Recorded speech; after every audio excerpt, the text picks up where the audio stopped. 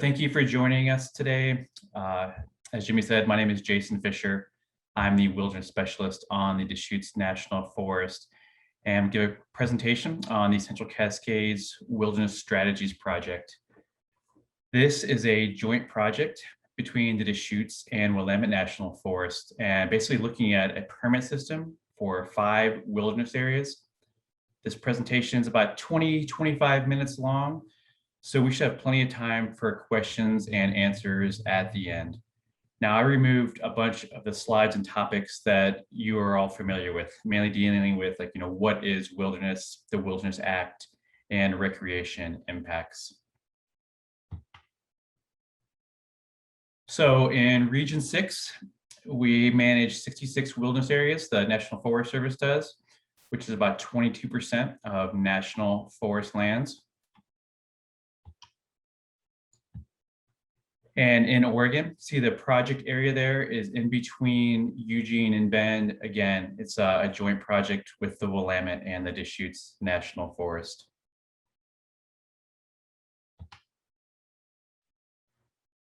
Now, this is a map showing the wilderness areas in the project.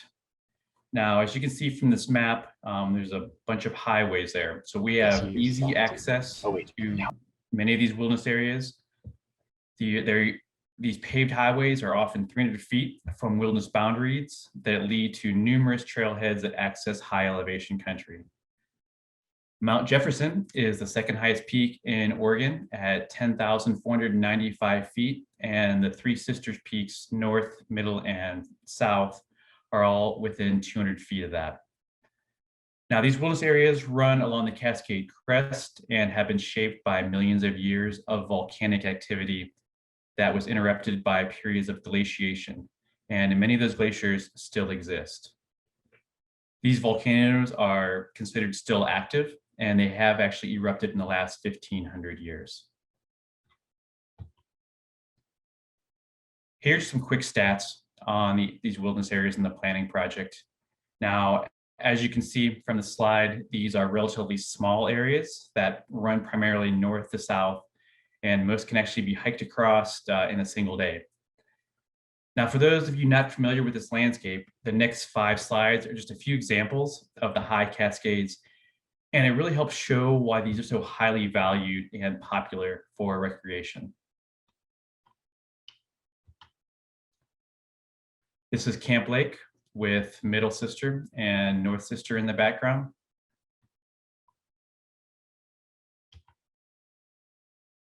This is Three Sisters with the Millie Fire of 2017 in the background.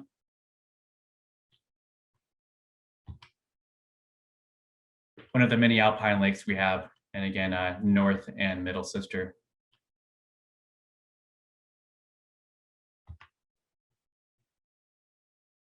One of our numerous little creeks and small waterfalls.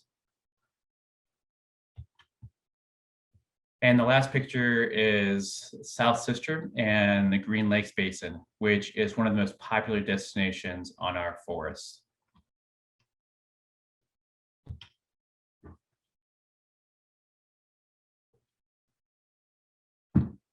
What drove this need for change? There were 4 main things, and that was expected population growth, our rapidly increasing visitor use, our increased resource damage, and the increasing user conflict. This slide shows the expected population growth in Deschutes and Lane counties. Now, what I think is really significant about this slide is that not only will both sides grow in population, but that Deschutes County was actually really growing closer and closer in population size to the Eugene and Springfield area.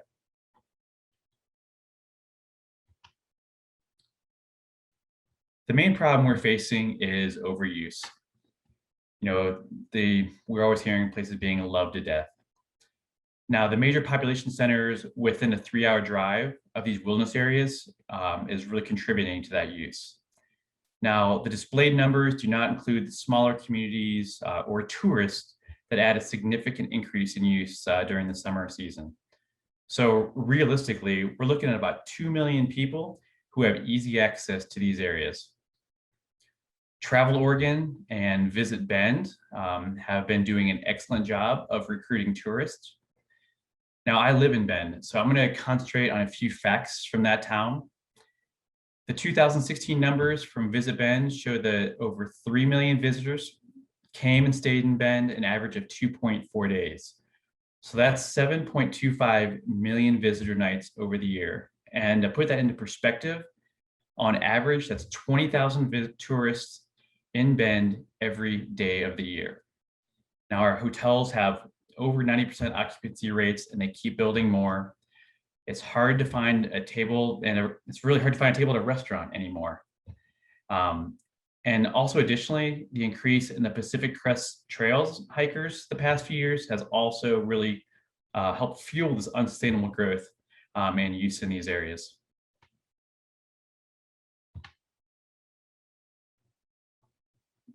This increase in population has obviously translated into increased use of our wild places. As you can see from the graph, the Three Sisters Wilderness use increased 231% from 1991 to 2016. Not surprisingly, our popular trailheads had dramatic increases in use. Green Lakes increased 249%, and Devil's Lake, which is the gateway to climbing South Sister, increased 459% from 91 to 2016. There were also what I called, or I guess identified as sleeper trailheads. These trailheads experienced significant increases in use, and whether that's due to population growth, natural displacement, or social media, I'm not really sure. But they've had historically very low use, and then they basically blew up. Six Lakes increased 329%, and Tam MacArthur Rim increased 878%. I want to add a little context to that. The Tam MacArthur Rim Trailhead, it's normally not snow-free until early July. It has enough parking for about 6 cars. There's no bathroom, and now receives about 20,000 visitors annually, primarily during July and August.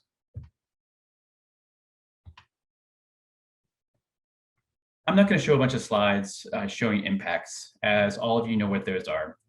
Human waste, dog waste, drones, trash, full parking lots, people parking along highways, roads, social trails, campsite proliferation, structures, fire scars, loss of solitude, et cetera, et cetera. I'm just going to share some quick numbers from 2008, things that our wilderness rangers, our AmeriCorps members, and our volunteers did. And in 2008, we cleaned and naturalized 559 fire rings. We dismantled 663 structures, and structures, I'm talking, lean-tos, wind walls, even cabins out there. We packed out 1,590 pounds of trash. And as most of you know, the glory part of our job is dealing with human waste. So we buried 1,218 incidents of exposed human waste. Now, there's also what I identify as the cumulative resource damage. When I say cumulative resource damage, I'm thinking about campsites as well as social trails, campsite proliferation. So we did a campsite inventory between 2010 and 2012, and we identified over 4,000 campsites. Now, I want to highlight that was before of that surge that we looked in those graphs that started in 2015 and kept going in 2016. So there is definitely more out there now. And as far as social trails, as you know, we're talking about user-created trails. These are trails that have not been put in or managed by the Forest Service. We did an inventory between 2016 and 2018, and we identified and mapped over 300 miles of social trails. So to put that into context, that's basically driving from Bend to Boise. That's the amount of social trails that we found out there on the ground. So we still have historic users out there, hikers, equestrians, hunters, but we're seeing a dramatic increase in other users. Whether it's trail runners, we have weddings going on out there, bachelor parties, illegal races, parties, raves, etc. Just things we really haven't seen in the past.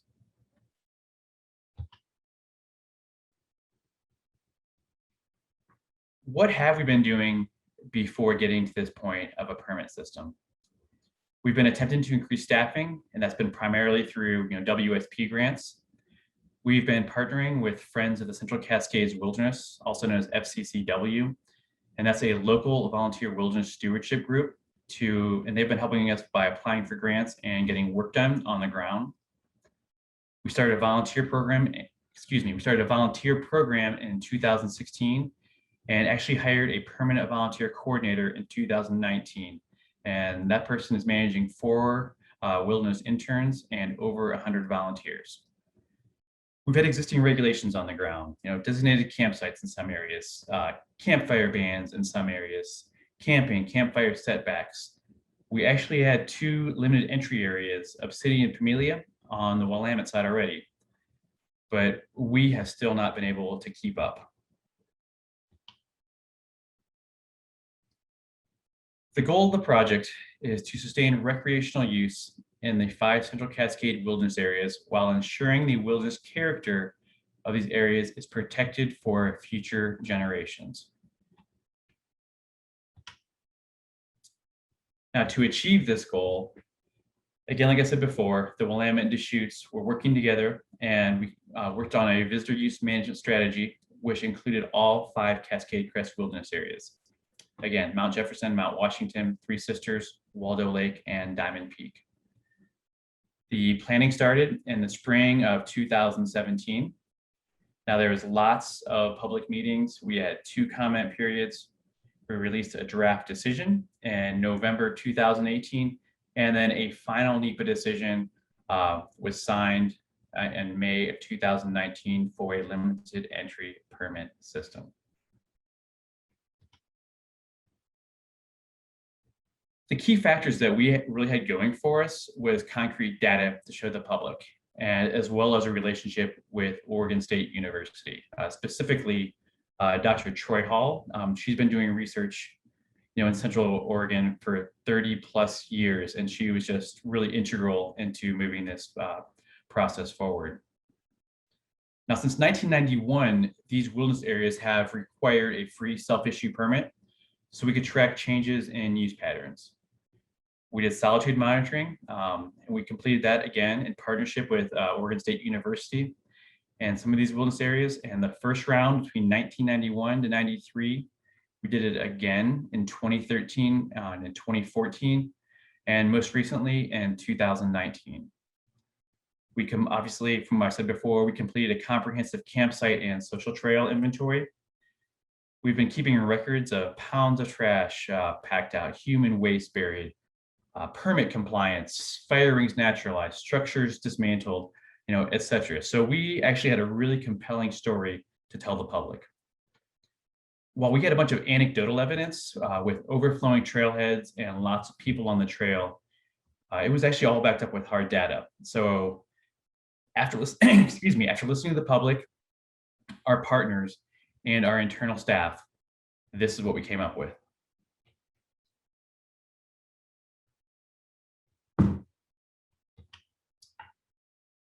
The Central Cascades Wilderness Permit System. So we looked at 5 wilderness areas, but only 3 of the 5 wilderness areas are currently in the system.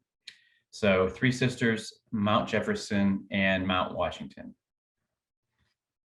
19 of the 79 trailheads in those 3 wilderness areas basically have day use limits on them. So you need to get a limited entry permit.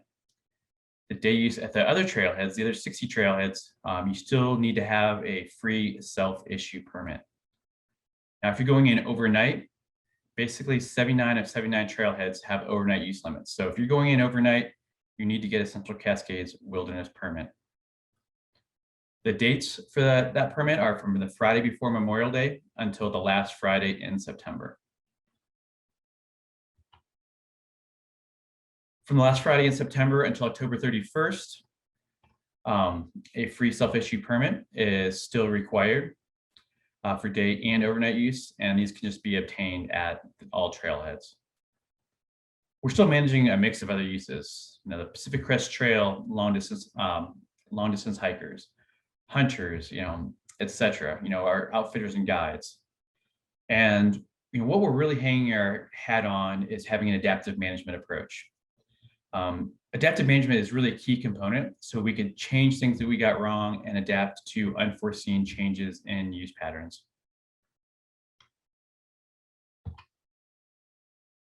Actually, sorry, I'm going to go back there. I didn't finish some thoughts.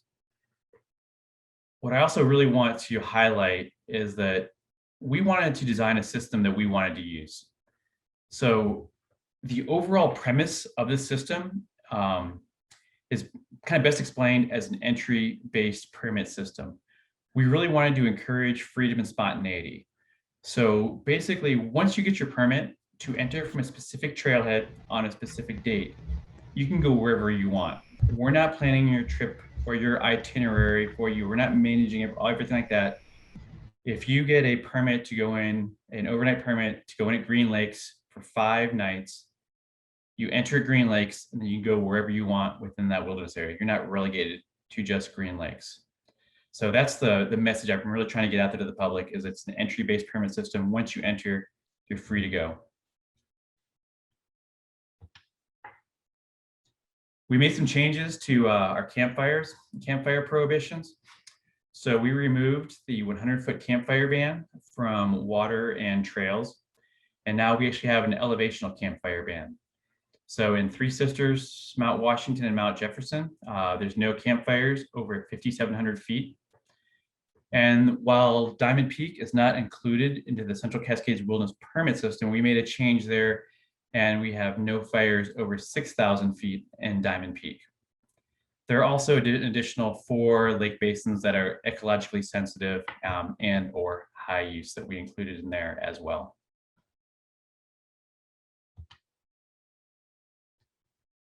As far as camping prohibitions, we have actually never had a wilderness-wide camping setback from water or trails, and we will continue not to have that. We're basically relying on leave no trace and using restoration sites to manage campsites. We do have camping setbacks at 6 sensitive areas, and we have a continuation of designated sites in 4 locations. So in Moraine Lake Basin, Green Lakes Basin, and North and South Matthew Lakes, there is designated sites there for people to use. As far as the PCT, the Pacific Crest Trail hikers, they cannot camp outside of a half-mile corridor of the PCT. And there are 4 high-use areas that additionally they are not allowed to camp in. As far as exceptions, PCT through hikers that have a valid PCTA permit doing more than 500 miles, they do not need to have one of our permits. They are basically, if they have that, that is their permit. Rifle hunters holding a West High Cascade hunt. It is a wilderness dependent hunt that is a draw. So if they have that permit, they are exempted as well. And as far as general archery, deer, and elk, they have an exemption as only for day use. And obviously, we're including our outfitters and guides in this exemptions as well. We know their itineraries, we know where they're going, we know the days that they are using. And then we have our volunteers, while volunteering in coordination with the Forest Service.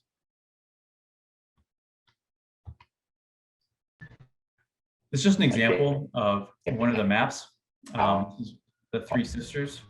And like they're trying. Oh, here's somebody talking there in the background. So this is just showing where you need a day use permit, and the red trailheads show where you need a day use permit, and the blue ones show where it's just a free self-issue permit.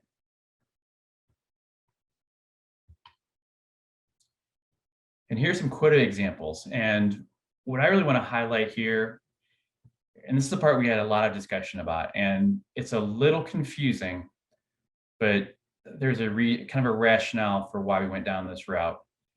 As far as quotas, for day use, it's people, and for overnight, it's groups. Now, the reason that we did that was days for people, because we really wanted to maximize the opportunities for people to visit. And groups may have actually reduced that possibility. Now, we did overnight permits for groups because we're basically managing for the number of appropriate campsites on the ground to try and minimize campsite proliferation. So we manage that, and people obviously tend to camp together as well. So we manage that overnight with groups. And FYI, there's a 12-person group limit in all of our wilderness areas. So where are we now? So we are implementing the Central Cascades Wilderness Permit System in May of 2021. Technically, tomorrow is the start of our permit system. Permits are available on recreation.gov, and that started on April 6th at 7 a.m. Now, recreation.gov has a $1 per person service charge for day use permits and a $6 charge for a group permit. So the group permit is if you're going in with your family of 4, whether you're going in for 3 nights or 10 nights, it's still just $6 straight across. You get your permit and you're all set. Originally, we had additional fees proposed at $3 per person for day use and $5 per person per night. And we were trying to get money, FDDS money to bring back into our programs to basically fund our programs. Long story short, is fees were not approved other than the service charge.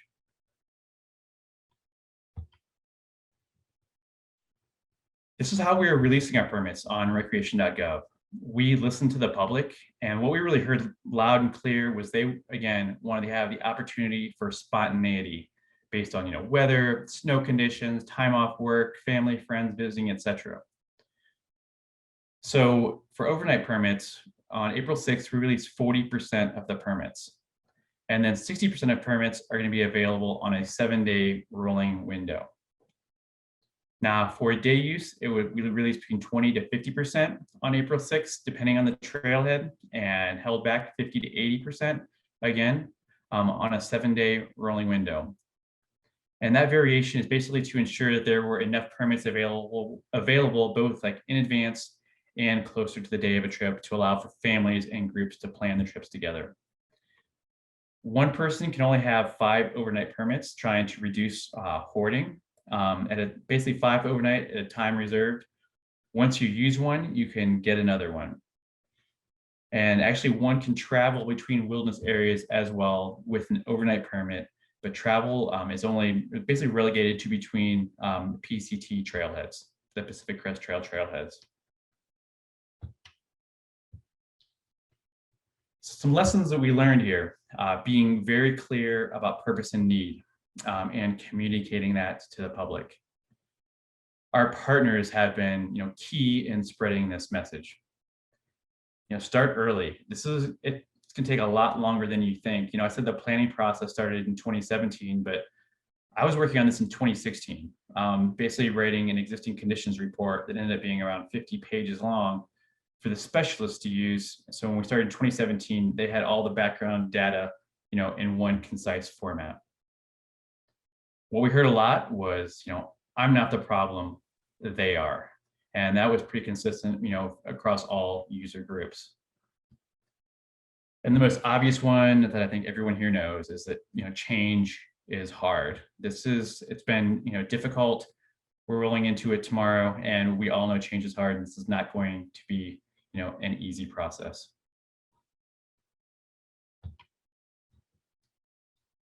As I bring this to a close, I want to really acknowledge that limited entry permit systems, these are controversial, not just from the public, but from within our own agency as well. We all have different wilderness ethics. And to be honest, working on a permit system, it initially pained me a great deal. I started my wilderness and trails career in the bigger wilderness areas, the Teton Wilderness in Wyoming, the Anaconda Pentler, Selway Bitterroot, Frank Church in Montana and Idaho. And the thought of a permit system honestly did not sit well with me. But I also had to look at the other side of the coin. And I saw the damage that was being done out there. And I didn't want people to say, oh, the Three Sisters, don't go there anymore. It's ruined. I have 2 small children, and I really want them to be able to experience these places like I have. So in that context, the next few slides are some thoughts by Howard Zahniser on the wilderness experience and limiting use. Now, in full disclosure, with his permission, I have plagiarized this research from Jesse Engebretson, who did his PhD on opportunities for solitude at Oregon State University.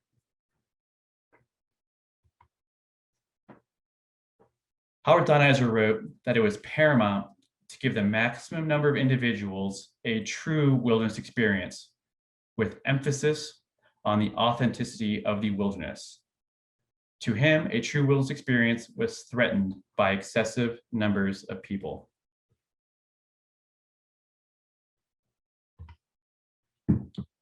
He went on to say, eventually, it may be that wilderness use will have to be rationed. This would seem to be the alternative to administering the wilderness for the accommodations of large numbers of people at a time, which would jeopardize the wilderness itself and the wilderness atmosphere, and at the same time would require regulation or a regimentation of the visitors in such a way as to destroy the freedom of the wilderness and to nullify the escape from restrictions that is so important a part of the wilderness experience. My take home from that statement is basically related to how unconfined is understood today as a lack of visitor restrictions. Zahniser really identified the manager's dilemma of whether we limit the number of users in wilderness versus imposing a bunch of rules and restrictions on visitor behavior.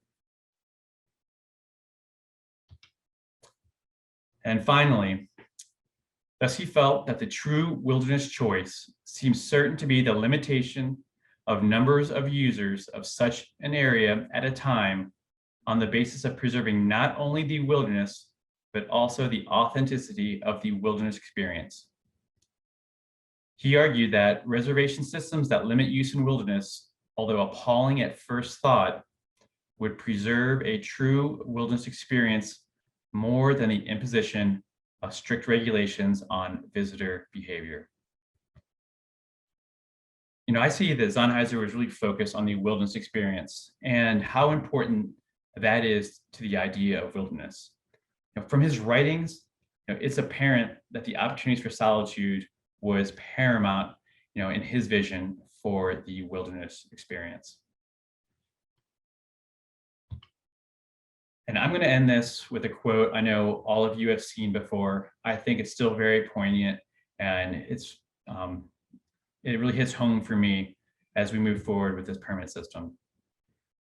The richest values of wilderness lie not in the days of Daniel Boone, nor even in the present, but rather in the future. Thank you for your time. That's all I have right now. So I think we have plenty of time for questions and answers. Jimmy, I'll turn it over to you. You bet. Thanks, Jason. And knowing that you guys are implementing this tomorrow, it makes it just a very interesting time to connect with you on this. Appreciate you presenting to us. And there are a number of questions in the chat box. Again, feel free to raise your hand as well if you'd like to go ahead and ask Jason your question yourself. But I'll start off with one from Tim Ealing. He wanted to know, were the additional fees presented to the Recreation RAC, Recreation Advisory Committee, for those of you who might not know, and then not approved? So it's a long, convoluted story, and I was not involved, and it was basically out of my pay grade, those discussions. Long story short, it was shot down at a Department of Agriculture level. An undersecretary in the Department of Agriculture basically said, no, you are not doing that. And that was the end of it. So we didn't even actually get to the RAC. It was shot down before that. Okay, great. Here's one from Nicholas Capelli. This is great. I'm glad to see permits do not need an itinerary adding to the wilderness feel. I'm curious how you educate the PCT hikers on camping regulations in the wilderness areas. So we have a great relationship with the PCTA. And so we've been working with them. They have information on their website. We have a bunch of information at our trailhead as well, the PCT corridors, stuff like that. Honestly, most of the PCT hikers aren't camping. They're camping, well, 30 feet off the trail, let alone half a mile. And there's 4 areas where they cannot camp. We're going to have signs on the ground, especially these first few years, letting people know that you cannot camp here. But when we work with PCTA, they're able to work with like Guthook and some of the other apps that are out there to get that information out there on them. So when they're looking at their phones or their tablets, whatever, when they're hiking, they can see, oh, I'm not allowed to camp here. Great. Hey, you have a lot of positive comments in here, so hopefully you'll get a chance to look at them.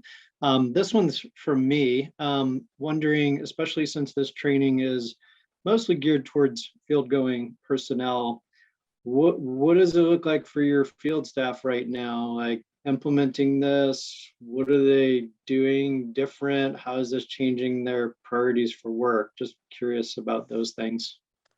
So I mean, as I said in the presentation, we've always had a permit system here. Well, not always. Since 1991, we've had a permit system here. Free self-issue, go to the trailhead for day or overnight use. So asking for a permit has been what we've been doing for a long time. It's just, educating the people to make sure everyone understands that you need a limited entry permit for some of these areas. And we're also very cognizant that the term limited entry really raises the hackles on folks. So we're making sure that we ask for the Central Cascades Wilderness Permit. And, I'm looking at this, like I said, change is hard. And as far as being successful this year, it's going to be tough. And what I'm looking at is 10 years, 15 years, 20 years out, we're going to really make a difference for these wilderness areas in the future.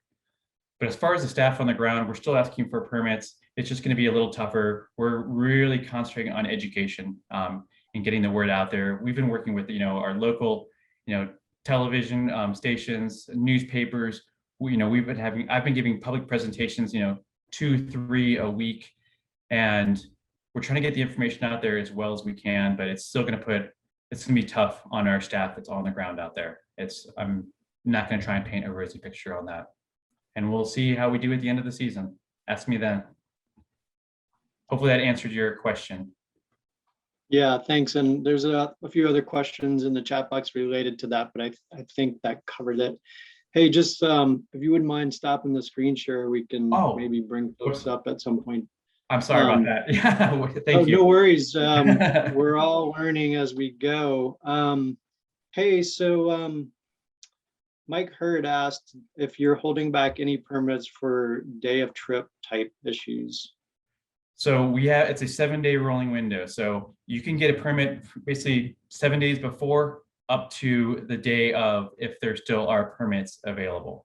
So yes, there's a potentially availability on that day. Great. And Jack Haskell, I see you have your hand up if you want to ask. Yeah, sure.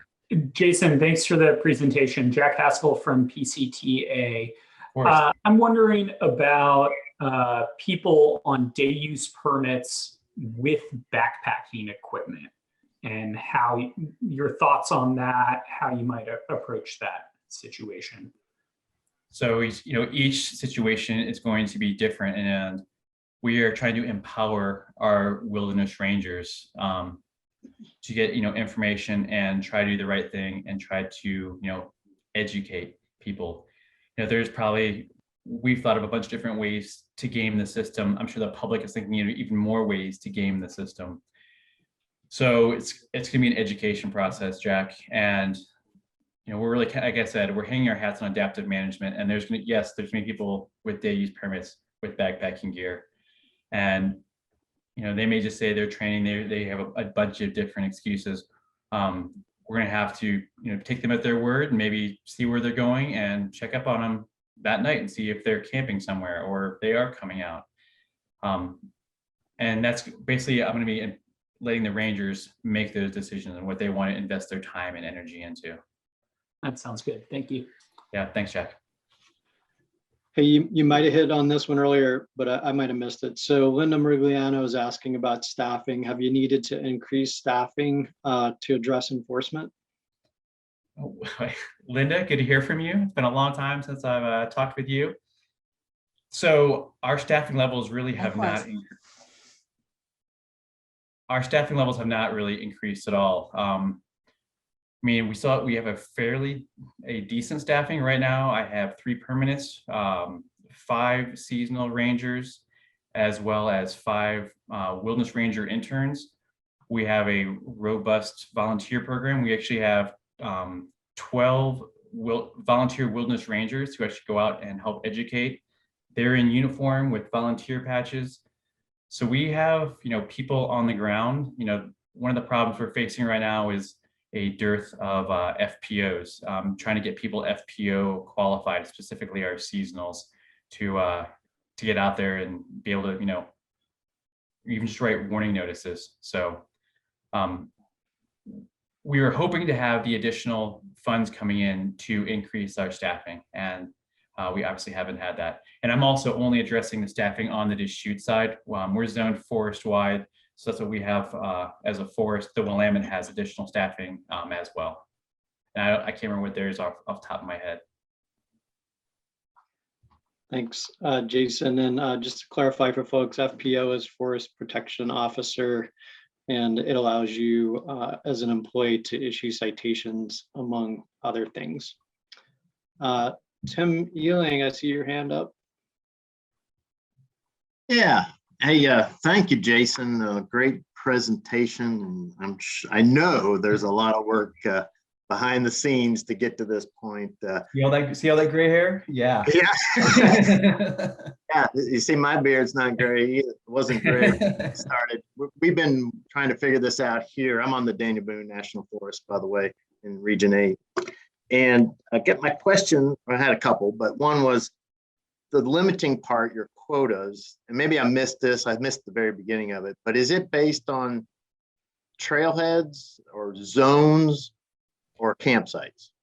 So it's based on trailheads. So we have a certain amount of folks who can leave from a trailhead. So it's an entry-based permit system. So, okay, in theory, like for the camp, like we took all the campsites, we had a campsite map inventory, and all the good campsites, we had X amount of those, and we kind of divvied that up to trailheads.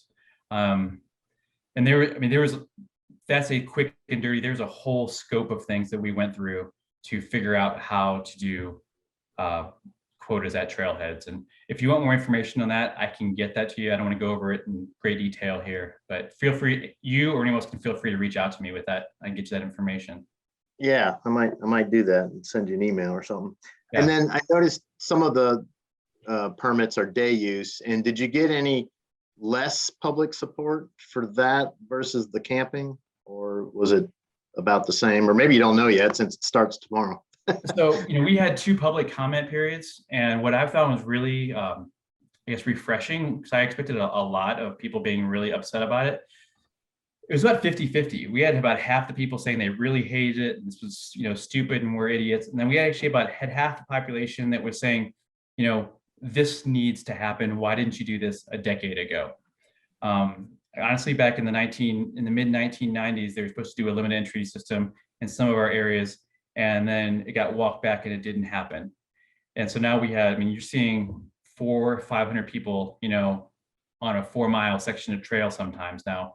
And a lot of people are just like, this is not, what we want out here. So we actually had more support than I anticipated. A lot of folks, I heard a lot, the most, the comment I heard the most was, I hate it, but it needs to happen. Yeah. Yeah. So. Yeah. All right. Well, thank you. Good job. Yeah. Thanks, Tim. Good to see you, Tim. Got another one from the chat box for you. Do you foresee any loopholes in the day/overnight permit system which users will try and exploit, or is it too soon to tell? And then ultra trail runners come to mind as a group in this category. So, if you sit down and look at this, of course, there's loopholes that, we have, identified, and there's probably more that we haven't, thought about. specifically like, okay, I get a permit, an overnight permit for a lesser used trailhead, and then I drive to a popular trailhead and try to, go in on that date, and then, do I get caught? Do I not get caught? Because technically I have a permit. I'm just not entering from that trailhead.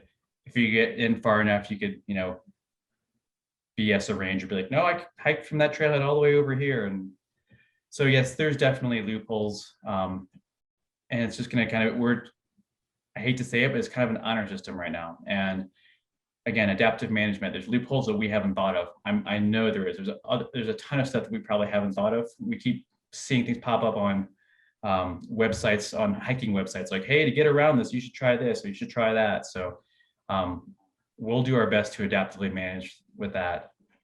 Troy, I saw you pop Jason, on. I can't raise my hand on Zoom for some reason, but I wanted to give a call out to the work that y'all have been doing to actually be tracking, because and I know that you're putting a lot of resources into actually tracking the potential displacement to be able to manage that if need be. And for those of you who don't know, that's Dr. Troy Hall, who I mentioned earlier, and she has been just a lifesaver for helping us with not only research, but just general help and guidance on this project. Myself and Tyson Cross, who helped on this project, spent many days over in Troy's office having her tell us that's not going to work. In a good way, in a very positive I remember it differently. I remember thinking, you're doing a great job of thinking about possibilities here. Thanks for hopping in, Troy. And sorry, I don't know what's going on with the hand raised and stuff, but appreciate you just hopping on. Hey, a great question from Becky Blanchard here, and then I'll go to you, Mike. I see Mike heard your hands up, but she says, great presentation and congrats to the team on the milestone. Thanks for speaking candidly about your personal perspective and how it has changed. Have you seen others' perspectives change, the public or partners, from what they were initially? Yes, I would say, it's sometimes it's a slow process, but it's kind of like one person at a time. So Becky, I've been giving like just tons of public presentations, and sometimes people don't even understand like the idea, the concept of wilderness. And once I actually can kind of break through that barrier, and they understand it's it's the highest level of protection given to federal public land, et cetera, et cetera. We go into that, it kind of puts it into a different perspective for them. And I'm not saying I'm converting everybody, but there are people, I've been going to like REI and different other outdoor shops who people were fairly hostile sometimes. And I left and people were like, okay, that actually kind of makes sense now. So it's been difficult, but yeah, I think we are slowly changing minds one person at a time. And like I keep telling my staff, and I keep repeating over and over again, this isn't a one-year project. This is 20 years from now, we can look back and say, wow, we've really, made a difference and people understand why we're doing it. Great. Hey, Mike Hurd, if you want to ask your question, go ahead. I got myself unmuted. Jason, you said that you're on the honor system, and I just want to confirm, does that mean that you do not have people at the trailheads checking for compliance all of the time, or much of the time? What that seems to be a pretty easy thing to check if you had staff. So we are going to people at trailheads. We have 79 trailheads there, and only 19 of them for day use. So we actually have trailhead volunteers. We've had them for the past 4 or 5 years, and originally they were doing leave no trace education and making sure people got the free self-issue permit. So we have interns, we have volunteers, and occasionally we have staff that will be at trailheads, but we are not able to be at every single trailhead, obviously. So yes, we will have people out on the ground. I'm trying to get my wilderness rangers back into the backcountry. That's their job, and that's what I want them doing, not sitting in a trailhead. So I'm hoping with our interns and our volunteers, we'll be able to do a fairly good job of covering these places. But even with that, we're not going to have 7-day coverage. We're not going to have all of our trailheads. So we'll be doing the best that we can with the staffing levels that we can maintain right now. And this year is going to be a big education year for us. We're primarily just letting people know what's going on and why.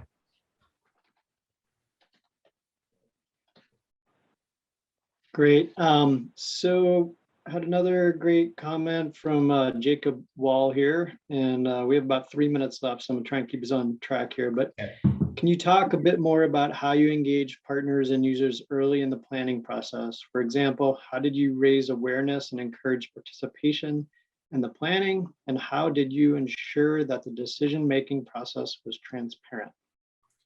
So we went through, an environmental assessment. So the NEPA process. So we had basically every time we would come out with a decision, we would throw it out there to the public, and they'd have a chance to kind of look at it, regurgitate it, and give us comments. So we had 2 official comment periods, as well as an objection period at the end for people who had standing. And if you had standing, that means you threw comments in there earlier. As far as engaging our partners, we have FCCW, we have the Deschutes Trails Coalition, we brought in Visit Bend, we brought all these partners that came in, and I gave presentations to them so they could disseminate that information on to not only their groups, but the people, people that they deal with on a daily basis. And I know I keep saying it, but from Oregon State University, we used them as well. Troy came in, we had, panels at a local brew pub, and Troy Hall was part of, some of those panels. So we had people who came in, could grab a beer. We gave a quick presentation on, what we were planning to do. And then we had these panels set up so people could, pepper everybody with questions. And so it was more than just having Forest Service people on the panel. We had the Deschutes Trails Coalition, Dr. Troy Hall and others to help answer these questions, and really gave us more credibility than just a bunch of green uniforms up there saying, this is what we're going to do. So there's a bunch of questions there. I'm not sure if I nailed all those or not. Yeah, no, I think you're good. And there's a bunch more still popping up. And I'm going to go with one more, and then we're going to need to wrap it up. I also put the survey for the session in the chat, and Dr. Hall also posted some information for folks to take a look at. So if you want to look at that, right now is the time, because I think once we close the meeting, you won't be able to get to that. So take a quick look. And so the last question is from Vic Jarvis. What data do you feel was the most impactful to get the public support? I think the permit data and showing those big curves I showed earlier, that really seemed to get people's attention and got people's jaws dropping, when they saw, in Three Sisters, we went from, 45,000 to 90,000 to 132,000. That really got people's attentions and jaws dropped. And all the other data was great to have as well, and the solitude monitoring, stuff like that. But the permit data was really what got people's attention, at least from my perspective. Great. Well, awesome job, Jason. Thank you. Hopefully you get the chance to look at some of the, you get a lot of positive feedback here. I really appreciate you doing this. This is a great segue to our next session, right? Which is with Katie Nelson, to permit or not to permit, addressing visitor capacity. And boy, this whole visitor use management session was, pulled together as we know everybody's experiencing changes in use due to the pandemic. How do we have some really current discussions and things on people's minds as they head into field season? And so anyway, please join us for the next session if you can. If not, thanks for being here today. And Jason, huge thanks again for doing this. We really appreciate it. Yeah, thank you. Just a quick reminder, if you do have questions that I didn't answer, you have hopefully you can find my email address, but reach out to me. I'll do the best I can to get back to you promptly. Thank you.